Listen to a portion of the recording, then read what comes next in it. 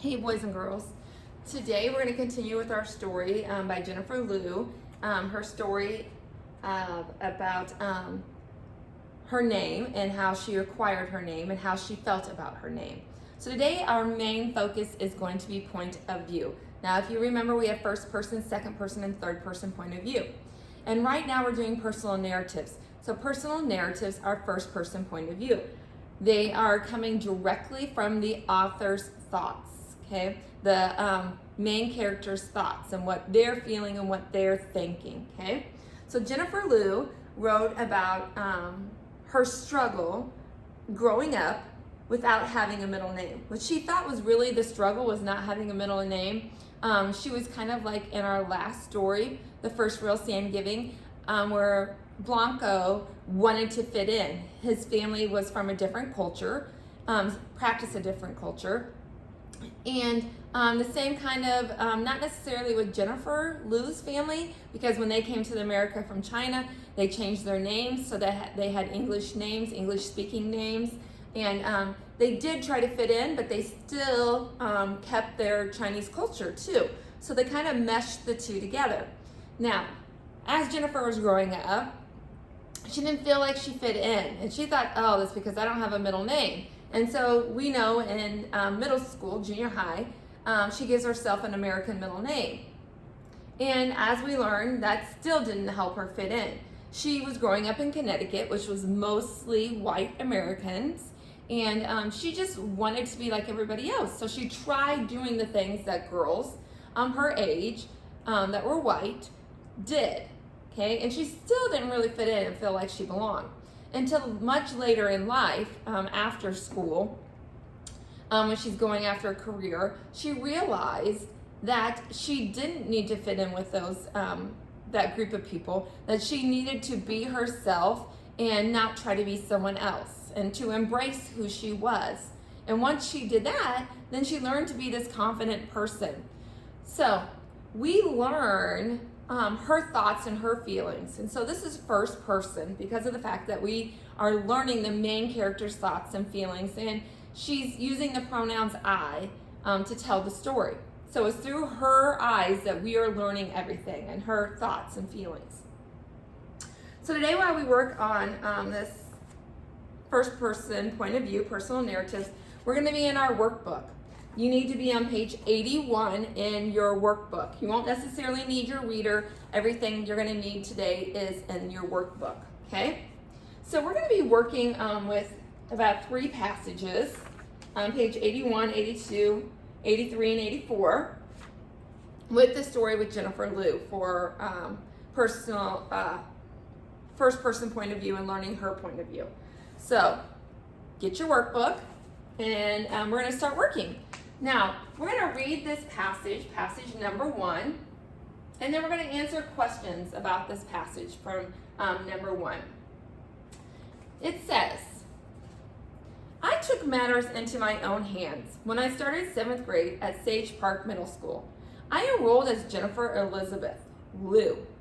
I picked Elizabeth because it was the whitest name I could think of. And let me start over. I'm making lots of mistakes here. Passage number 1, okay? I took matters into my own hands. When I started 7th grade at Sage Park Middle School, I enrolled as Jennifer Elizabeth Liu.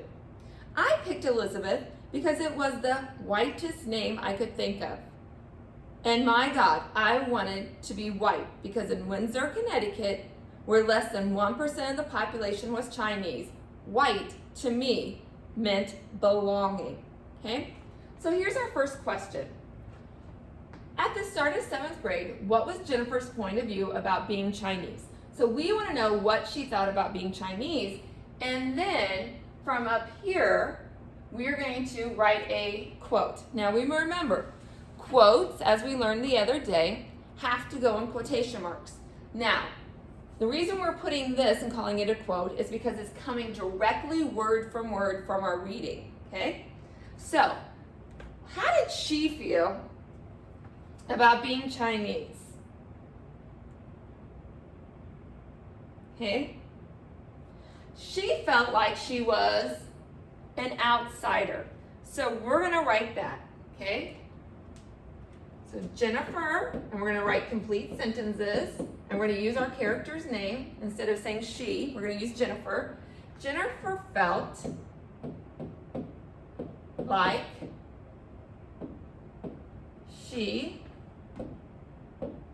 was an outsider.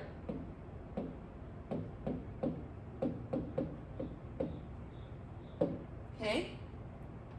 Now we have to go up above and find the quote that supports it. Okay? So now we're going to do this quote, okay? Right here. We're going to start with and. So our quote that's going to show that she felt like she was an outsider is our last sentence. So now we're going to put in quotes, okay? We know, we got to explain the quote, that she felt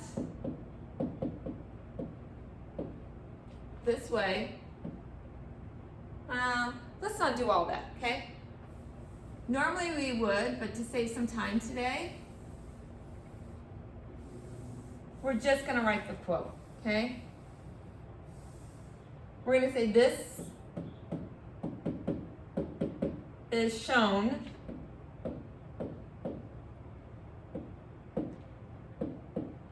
by the quote, okay? So this is shown by the quote, comma, quotation mark. Now we're going to start with our quote. And we're going to write it word for word. And my God, comma,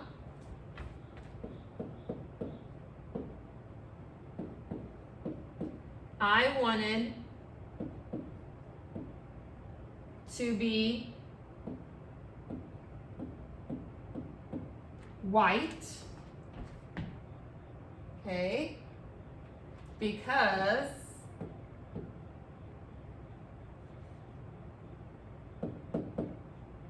and I'm going to have to go off here, because in Windsor, comma, Connecticut,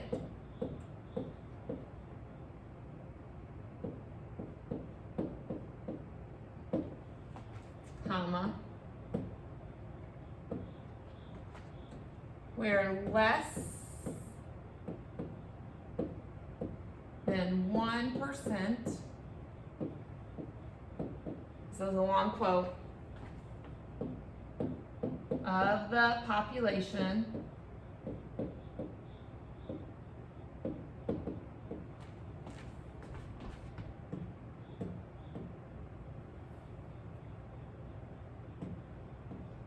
was Chinese, really long quote, comma, white, comma, to me, comma, meant belonging. Okay? So this quote right here is what we just wrote. Whoop. It moved on me. Okay? So that quote, and my God, I wanted to be white because in Windsor, Connecticut, where less than 1% of the population was Chinese, white to me meant belonging. That shows that she felt like an outsider. Okay? That's her point of view of how she felt when she was starting 7th grade. So once you have that written, you can pause the video, write that. We're going to move on to the next page. How did Jennifer's point of view about being Chinese connect to her point of view about not having a middle name? And then we have to use passage number 1 and find another quote for it, okay? So, how did Jennifer's point of view, what she was thinking, what she was feeling about being Chinese, because she was Chinese, connect to her point of view, her thoughts and feelings about not having a middle name? Okay?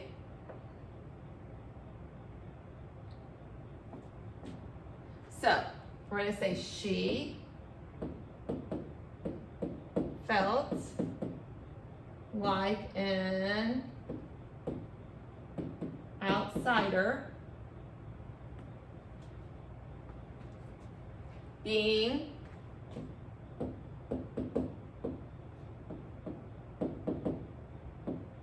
Chinese.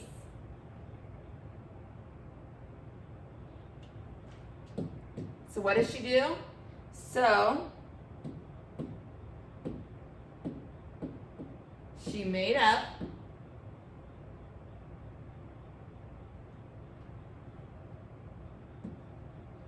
a middle name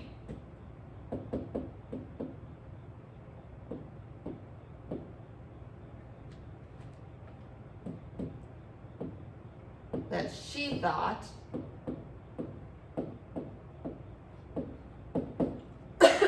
excuse me, was very white.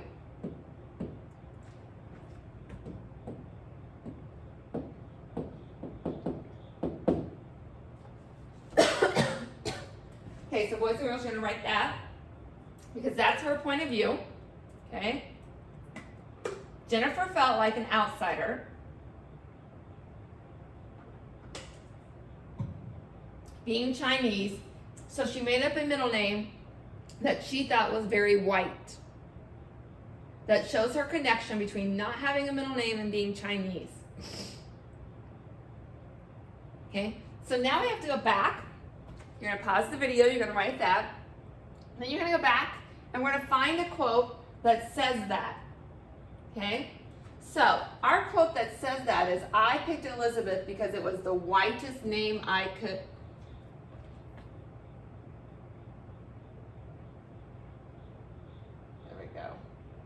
I picked Elizabeth because it was the whitest name I could think of. Okay? So that quote right there is our text evidence. It supports her point of view. So we're going to write that quote. And then we don't have a lot of room, but we're going to get it in there. Okay, boys and girls? She's going to say, I picked Elizabeth. Okay, so we're going to put quotes around it.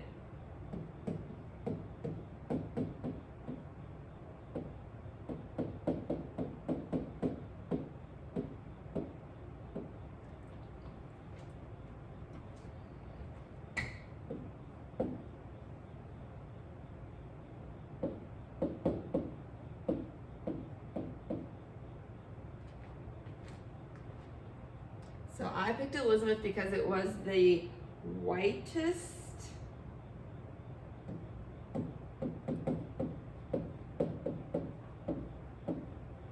name I could think of.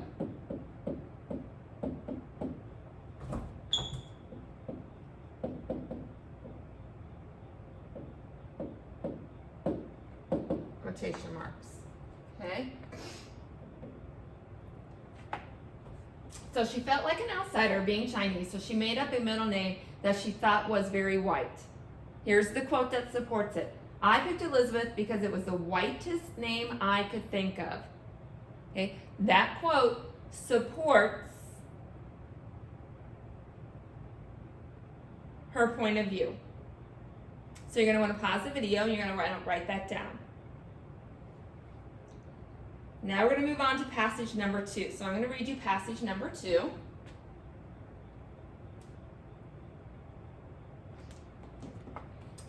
By 9th grade, I was ready to shed my inner white Elizabeth, mainly because I thought the initials J-E-L looked stupid. I returned to playing Jennifer Lou, and I started to like that I didn't have a middle name. I liked that I was the only one in the family whose Chinese name wasn't their English middle name. I was two separate entities. Okay, so when she said she shed her inner white Elizabeth by 9th grade, okay, think of a snake who sheds their skin. They get rid of it, okay? So she's getting rid of that middle name Elizabeth, okay? And mainly because she thought that the initials J-E-L looked stupid, okay? So she's starting to realize, not all the way, just partially, that she doesn't have to fit in, okay?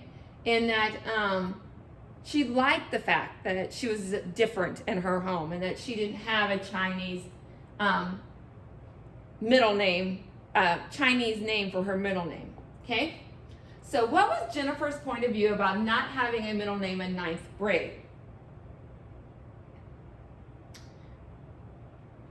Okay, so we're going to say Jennifer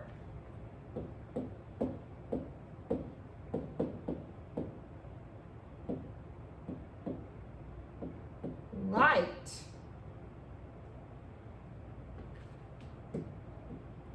not having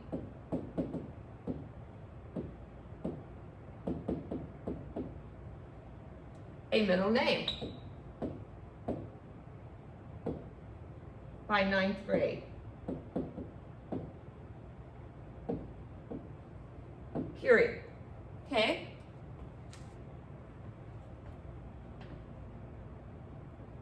Now, it says, compare or contrast this with her point of view in 7th grade. Okay? So, we have to compare or contrast, okay? So we're going to say her point of view had changed since 7th grade, okay? So Jennifer's, comma, apostrophe, Jennifer's point of view changed since 7th grade.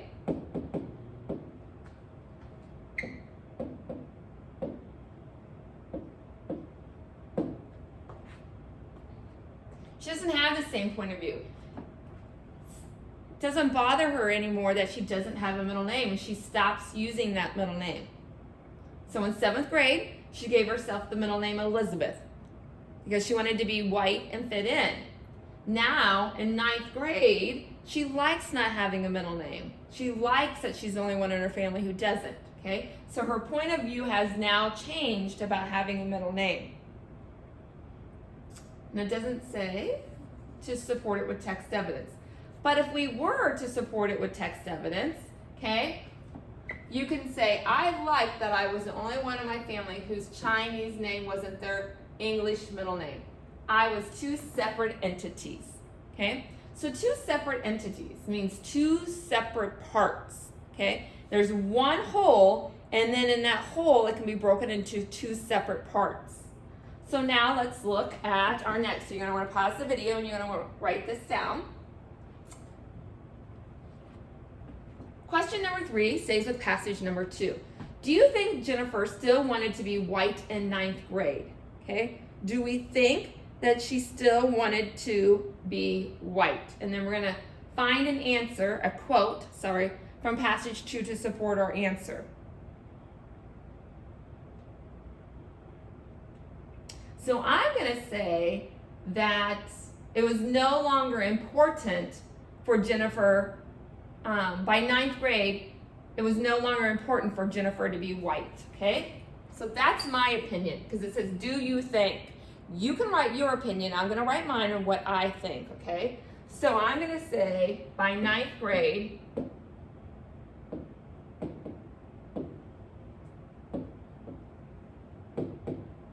Jennifer, I'm going to use her name, I'm not going to use she.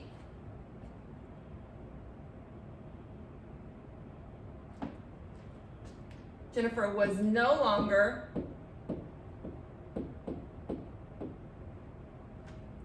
concerned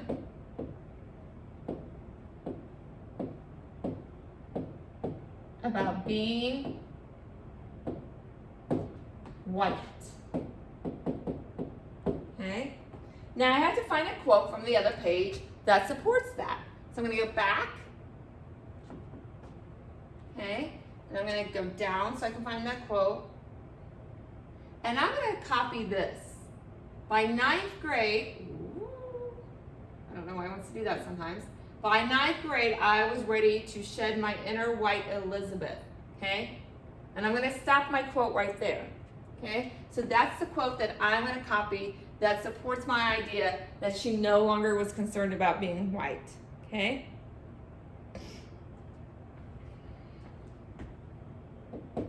So by 9th grade, remember I'm putting this in quotes because it's coming directly from the reading. I was ready to shed, which means get rid of, my inner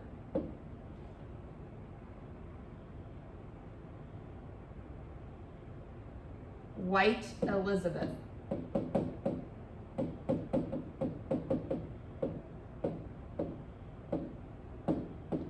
Quotation marks.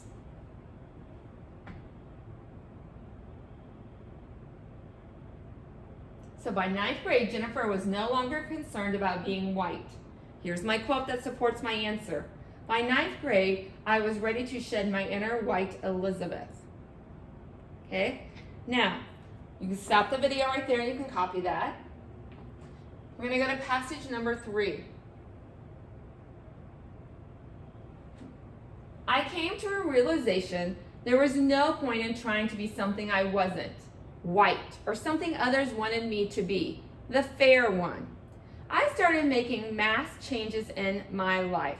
I started feeling free to be myself, and I began to love my names for what they are, for what they aren't, and for the betweenness that they capture, because I finally learned to love the uniqueness that is me.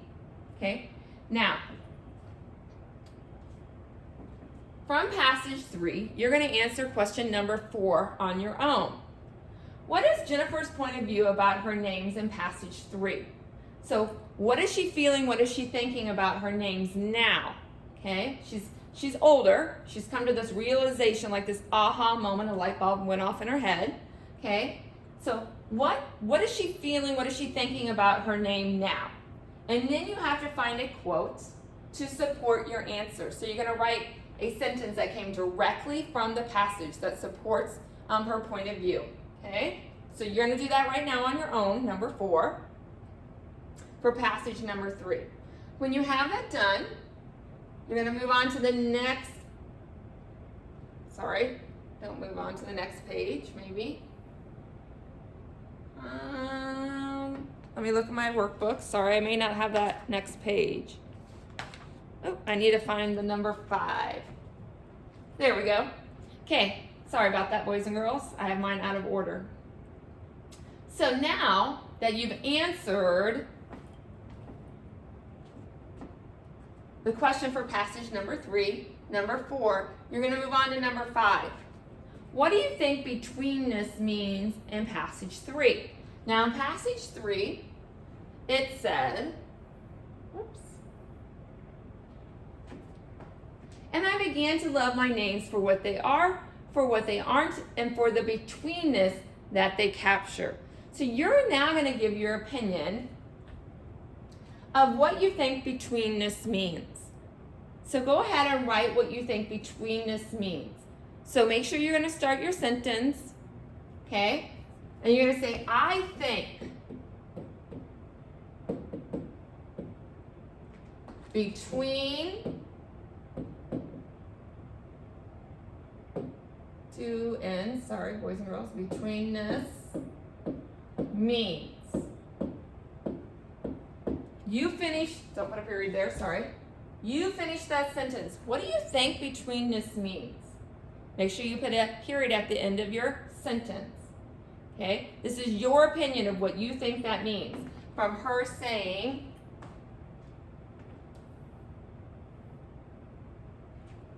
and I began to love my names for what they are, for what they aren't, and for the betweenness that they capture. So what do you think betweenness means there? Okay, so think of what the word between means. Okay? So, what is she thinking there of what betweenness means? You're going to answer that question. Then you're going to move on to question number 6. How do the words two separate entities from passage 2 and betweenness show different points of view. Now I'm going to help you on this one because this one's a hard one, okay?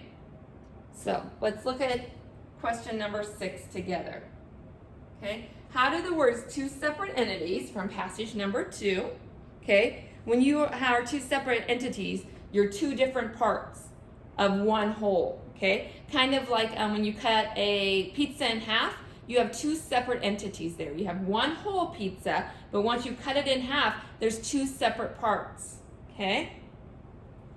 And then betweenness. We talked about what betweenness was in 5, okay? So betweenness refers to the author's feeling comfortable between being in between two groups. She no longer felt she had to identify herself just as Chinese or that she had to be just like her white friends. Okay, so no longer, she's comfortable basically with who she is when she says that. So she no longer feels like she has to be Chinese. She no longer feels like she has to be white, okay? But she knows she's somewhere in the middle there, okay? So how do the words two separate entities from passage 2 and betweenness from passage 3 show different points of view, okay? So we're going to talk about that. And this is a long answer because this shows her point of view and how her point of view changes, okay? She felt one way, and as she got older, she felt a different way. And she was really accepting who she was in the end, okay? So, in 9th grade, because that's when she felt the two separate entities,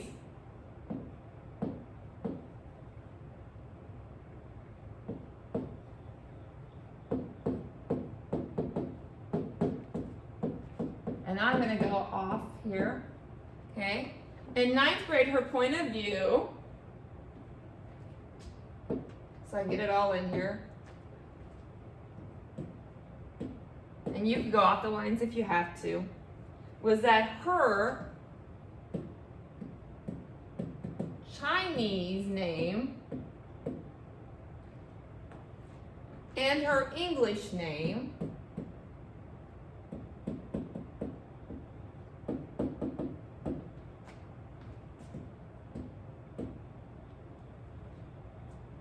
were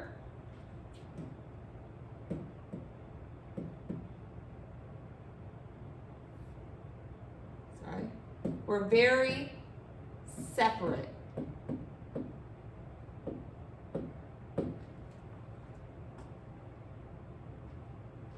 from each other.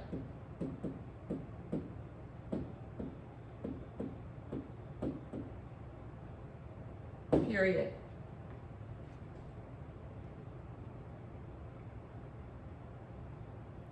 Later,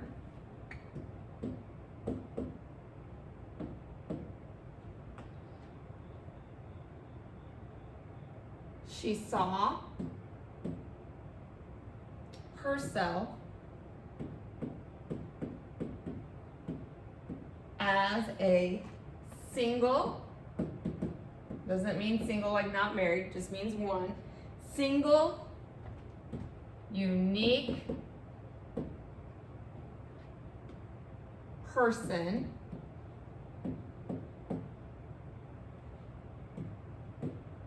who didn't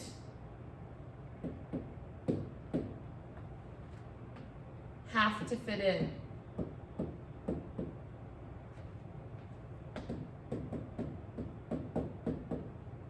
With one group.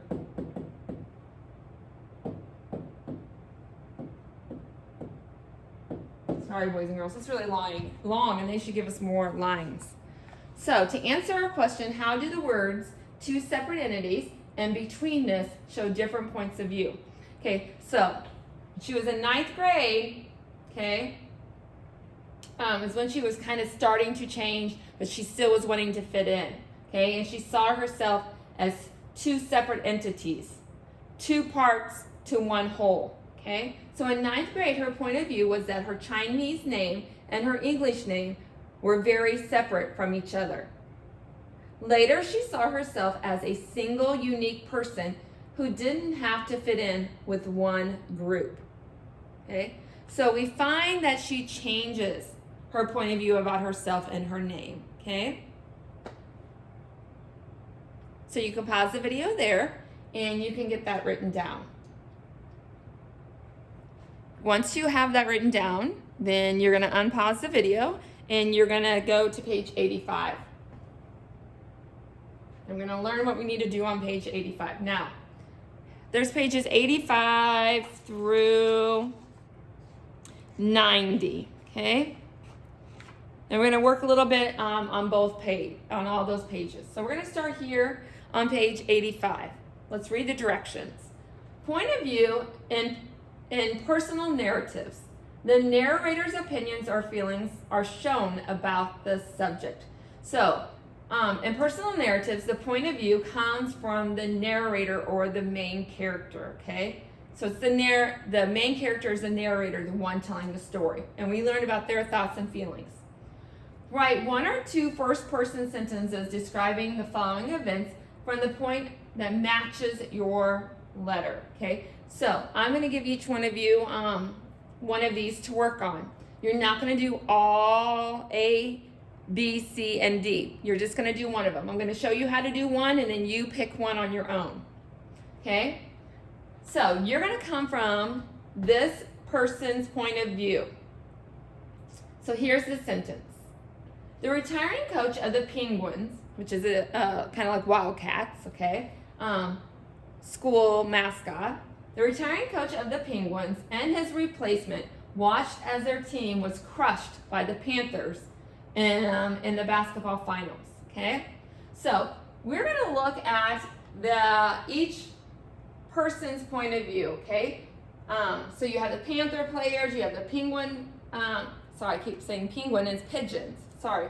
Pigeons players, the retiring Pigeons coach, and the new coach, okay? So we're going to tell about their thoughts. We're going to pick one of them, and we're going to tell about their thoughts and feelings, okay? So let's look at, what do you think the Pigeons are thinking and feeling, okay?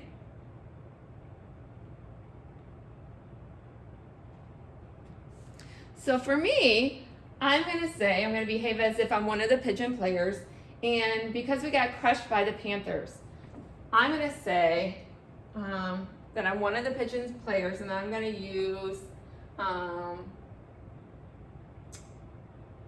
I, okay, because I'm writing a personal narrative, so I'm going to use the pronouns I, okay? Man,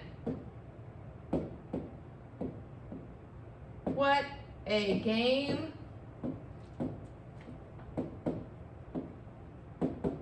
that was. I hope we play better the next time. Okay? So that's my thoughts and my feelings as if I was a Pigeon player. Okay? Now I'm going to go to the retiring Pigeons coach, and I'm going to give my thoughts and feelings as if I was him. Okay?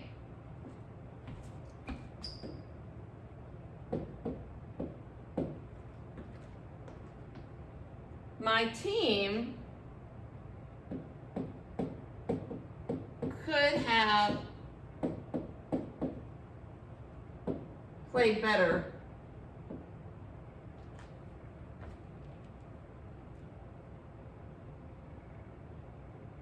My team could have played better. But I will never know. Okay? Just off the top of my head. That's what I came up with. So now, you pick whether or not you're a Panther player or if you're the new Pigeons coach, and tell his thoughts and feelings about getting beat by the Panthers basketball coach in the finals. Okay?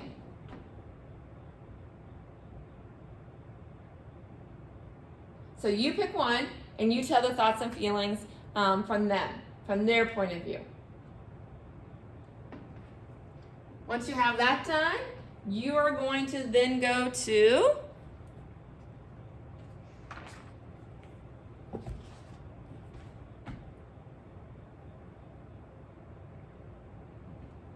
Number 2 on page 86. And here's our sentence. Once again, we're going from the person's point of view, their thoughts and feelings. Because of the snowstorm, the school bus didn't arrive at school until 11 a.m. Oh, that's really late. Now, Matt, he forgot to study for his 9 a.m. test.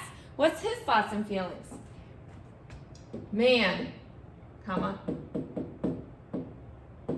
I'm really glad I missed my 9 a.m. test. Okay, there's his thoughts and feelings about it. The bus driver, okay? What's the bus driver's thoughts and feelings about arriving to the school until 11 a.m.? Okay?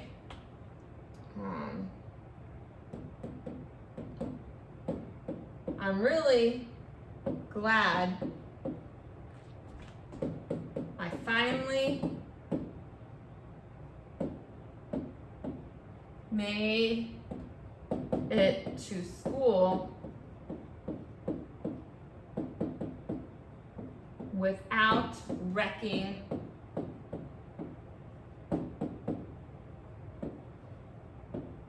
the bus.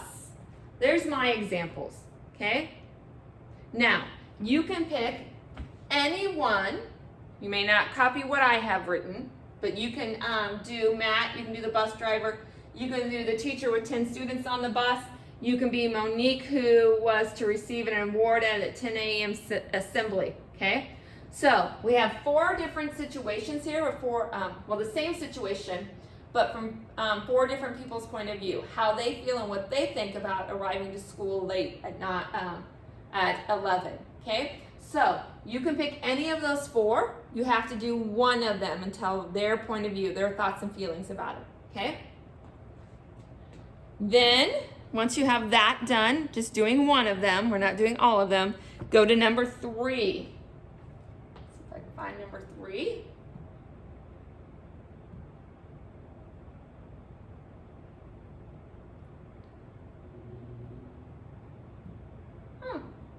I'm missing number 3. Oh, there it is. Okay, so here's another one. Because the kitchen was flooded, the cafeteria served bologna sandwiches for the 3rd day in a row. Ooh, I'm not a bologna lover, so I'm gonna go with a bologna hater, okay? 3rd day in a row of serving bologna sandwiches, okay? And I'm a bologna hater, okay? I'm gonna say, I knew it was a grand idea to bring my own lunch, semicolon. I'm sure glad I don't have to eat bologna. We call it bologna at my house because that's how it's spelled, kind of. Bologna again. Okay? So my point of view as being the bologna hater is, I knew it was a grand idea to bring my own lunch. I'm sure glad I don't have to eat bologna again. Okay? So now you're going to pick whether you're the bologna lover, the bologna hater, the cafeteria worker, or the school principal, and tell their point of view about having to eat bologna for 3 days in a row. Okay? Just one of them, and write as if you are them. Okay? Your thoughts and your feelings about it. Then on page 88, number 4. Let's find number 4.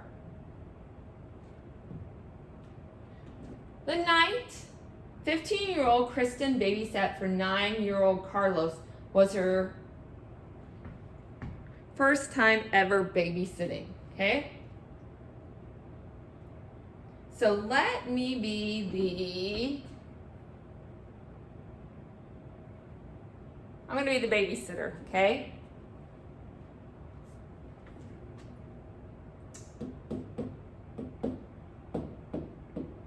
I'm really nervous and excited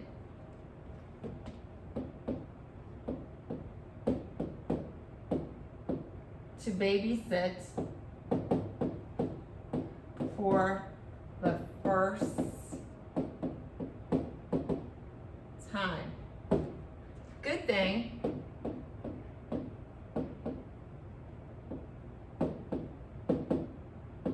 it's for Carlos. Okay? So there's my thoughts and feelings about babysitting, as if I was a babysitter. So now you're going to be either the babysitter, the kid, the parent, or the babysitter's mom. Okay? And you write from their point of view. So you're going to pick one of them. Once you're done, you're going to go to number 5.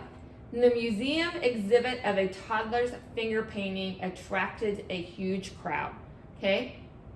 So there's this picture that a toddler painted, and it's hanging in a museum.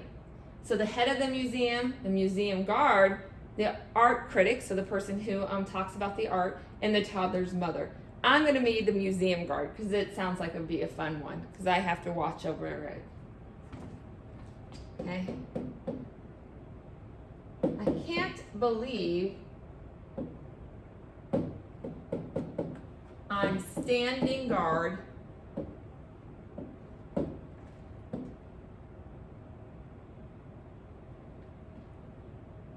next to a toddler's painting. I have to find a different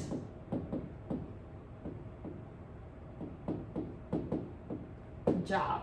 Okay, so now you're going to pick one of them, one of the 4, and you write from that person's point of view about a toddler's finger painting at a museum exhibit. Okay, so today we've talked about point of view. If you want to go on to number 50, page 90, number 6, I'm not going to require you to do it, but if you want to do one for fun, you go right on ahead, okay? And you can do one. So we've talked about point of view today. And more importantly, we've talked about first person point of view, the point of the narrator and their thoughts and their feelings. And we first really talked about Jennifer Liu from our story, who was Chinese, growing up in Connecticut without a middle name and wanting to fit in and giving herself a middle name, and then realizing she didn't need that middle name. She just needed to be herself and be unique and not worry about what other people thought. So, point of view, first person, personal narratives from the narrator's thoughts and feelings.